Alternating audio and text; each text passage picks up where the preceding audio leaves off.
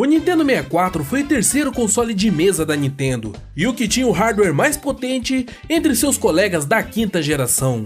Porém, por usar cartuchos na era das mídias de disco, perdeu a parceria com várias produtoras third party, e foi marcado com uma baixa variedade em sua biblioteca de jogos. Mesmo assim, ganhou vários títulos fortes e marcantes, que até hoje são lembrados por muitos fãs da produtora. Vamos conhecer então 7 jogos indispensáveis do Nintendo 64. Não exatamente os melhores, nem necessariamente os que eu mais gosto, mas sim jogos que de certa forma definem o console e podem abrir as portas para os jogadores novos se interessarem em conhecer outros títulos. 7 jogos indispensáveis é uma série mensal do canal, falando de cada um dos principais consoles em ordem cronológica. E você pode conferir todos os vídeos pela playlist, o link está na descrição.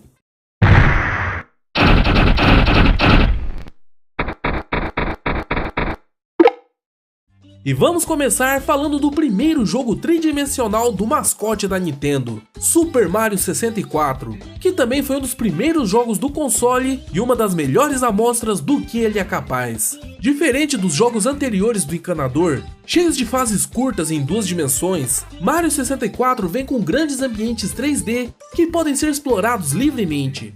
Cada estágio tem vários objetivos diferentes para coletar todas as estrelas, que são usadas para abrir mais caminhos no castelo.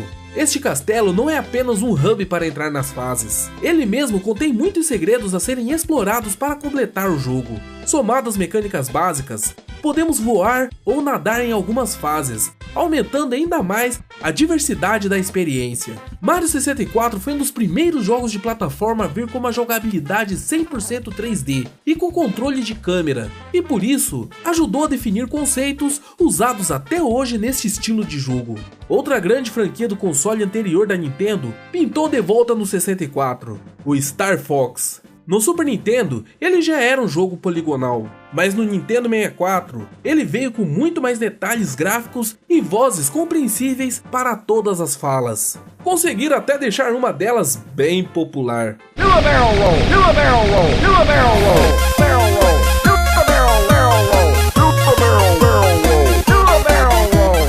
Ele continua sendo um jogo de naves com visão traseira, porém aqui tem mais liberdade para movimentar a nave. Em algumas partes, jogamos em arenas circulares e podemos executar algumas manobras diferentes. Estas arenas também são usadas no Multiplayer Versus, com até 4 jogadores na mesma tela. A dificuldade aparece de um jeito especial neste jogo, já que dependendo do modo como completamos as fases, podemos tomar caminhos diferentes, o que aumenta bastante o fator replay dele. Saindo do espaço e indo para o campo, temos Harvest Moon 64, um simulador onde cuidamos de uma fazenda, preparando o solo, plantando legumes e cuidando de animais. Mas isso não é Minecraft não. Além desta parte de simulador, também interagimos bastante com os outros habitantes da cidade, comprando, vendendo e até tendo relacionamentos. Pois é, Harvest Moon é muito conhecido por seus relacionamentos conjugais. Podemos casar com garotas, ter filhos e até se divorciar. Isso fica estranho porque é todo mundo criança aí.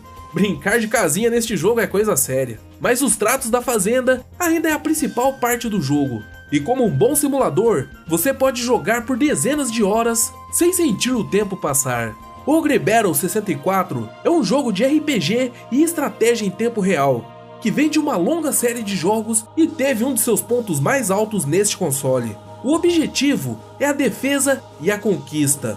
Temos que proteger nossas bases enquanto invadimos as dos inimigos. As batalhas são resolvidas de maneira simples, pois as unidades agem automaticamente. Só definimos suas posições e algumas táticas. Se isto tira um controle maior nas lutas, deixa elas mais dinâmicas, contornando um problema típico de jogos deste estilo, que são os combates demorados demais. Temos 50 tipos de unidades para recrutar e personalizar nossas tropas, cada uma com um tipo de habilidade específica e evoluindo individualmente. No gameplay, Ogre Battle já é viciante o suficiente para garantir muitas horas de diversão, só que ele é enriquecido por uma história forte e bem contada. Magnus, o herói do jogo, é incumbido de liderar as tropas de defesa do seu território, porém suas ações determinam o rumo que a história seguirá. Se ele será um herói justiceiro ou um carrasco dominador, fica a critério do jogador, que que pode ver um dos 6 finais diferentes, dependendo das suas escolhas. Ogre Battle 64 é um dos melhores jogos do Nintendo 64 e com certeza merece ser conhecido por todos os fãs deste console e por aqueles que não são fãs também. Um jogo que ganhou destaque além desta plataforma foi The Legend of Zelda Ocarina of Time, o primeiro desta série de RPGs de ação para o Nintendo 64. Ele também foi outro título que surpreendeu pela perfeita conversão das antigas mecânicas 2D para a era 3D, caprichando na jogabilidade e na cinematografia. O gameplay é aquele que já se tornou característica da série. Enfrentamos várias dungeons para pegar itens e equipamentos que serão usados para resolver os puzzles da dungeon seguinte, enquanto enfrentamos diversos inimigos com combates em tempo real e procuramos por alguns outros itens secretos. Entretanto, esta edição de Zelda veio com uma história ampla e rica em detalhes. Começamos com Link ainda criança, e temos que acompanhá-lo na busca pela Triforce e a Espada Mestre, até ele se tornar um adulto capaz de enfrentar Ganondorf e resgatar a Princesa Zelda. A história é cheia de surpresas e tem uma narrativa única, o que tornou este o mais icônico jogo da franquia, e é frequentemente citado pela crítica como o melhor jogo de todos os tempos. Inclusive, é o jogo que tem a avaliação mais alta no Metacritic, com a média de 99 pontos. Ocarina of Time é o segundo jogo mais revolucionário do Nintendo 64, sendo o primeiro Mario 64, que já citamos, e o terceiro jogo mais revolucionário não tem nada a ver com nenhum desses. 007 GoldenEye a princípio seria apenas uma adaptação de mais um filme do James Bond, e adaptações de filmes não costumam ficar grande coisa, mas a Rare, sua produtora, resolveu transformar ele num FPS, jogo de tiro em primeira pessoa, e fez isto tão bem que GoldenEye é considerado o primeiro jogo decente deste estilo que já saiu para consoles. Antes, os FPS viviam quase que apenas nos PCs. Por mais que alguns deles receberam versões para os consoles, essas conversões não chegavam nem aos pés do jogo original, tanto em gráficos quanto em desempenho e jogabilidade. GoldenEye em compensação saiu direto para os consoles, usando bem o controle analógico, os cenários e os modelos 3D, para dar uma experiência única para esse estilo. Ele praticamente ensinou às outras produtoras como os FPS deviam ser feitos para os consoles, e sua influência chegou até mesmo no berço do gênero, os PCs. Seu modo campanha divertiu pra caramba muitos jogadores, mas isto era fichinha perto do seu multiplayer, para até 4 jogadores na mesma tela. Isso também foi uma experiência nova para muita gente, porque apesar dos FPS para PC já terem multiplayer por LAN ou por internet, nada disso era muito acessível naquela época. E por estas e outras, num console voltado para o multiplayer, GoldenEye conseguiu ser um dos melhores jogos para curtir com os camaradas. A Rare, para quem não sabe, foi o principal estúdio first party da Nintendo nos anos 90, responsável pelo Killer Instinct, Donkey Kong, e no Nintendo 64, além do GoldenEye, mandou também Banjo-Kazooie e o impagável Conker Bad Fur Day. Este jogo é uma antítese a tudo que o Nintendo 64 representou. Ele é impróprio para menores, cheio de humor negro, sangue, referências a álcool e sexo. Dá até para dizer que ele é uma sátira agressiva aos antigos desenhos animados e até mesmo à cultura dos jogos fofinhos que a própria Nintendo pregava. Muitas produtoras, principalmente nos dias de hoje, tentaram unir esses elementos para fazer algo com a proposta de criticar personagens infantis, mas na maioria das vezes acabaram virando produções pedantes e apelativas. Conker escapa disto porque seu roteiro é genial,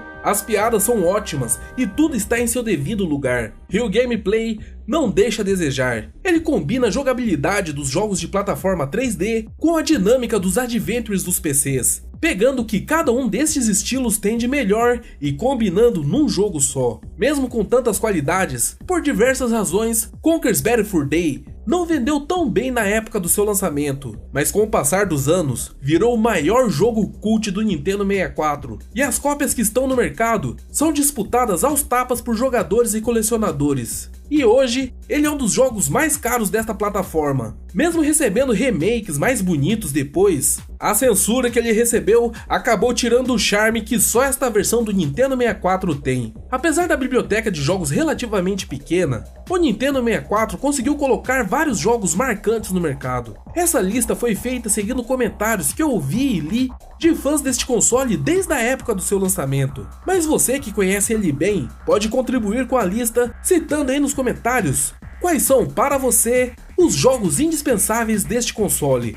E você que for experimentar pela primeira vez algum desses jogos, não esqueça de voltar aqui depois para falar o que achou deles. E não perca o nosso próximo episódio, pois a série 7 jogos indispensáveis continua com o Dreamcast, abrindo a 6ª geração de consoles. E se você gosta dos nossos vídeos, não esqueça de clicar no gostei aí embaixo para dar aquela força para o canal e compartilhe ele com seus amigos e grupos de discussão que participa, para mais pessoas ficarem sabendo sobre esses jogos. É novo por aqui? Inscreva-se para acompanhar os lançamentos. Links para as redes sociais, grupos de discussão e extensão para navegadores estão aí na descrição. Não deixe de dar uma olhada. O canal conta com o apoio dos fãs para manter as atividades. Se você quiser nos financiar também, seja o nosso patrão. De quebra, você recebe vídeos antecipadamente e participa das decisões do canal. Basta clicar na anotação que está na tela ou no link que está na descrição para saber mais detalhes. E muito obrigado a todos que já estão contribuindo. Eu vou ficando por aqui. Nos vemos no próximo vídeo. Falou!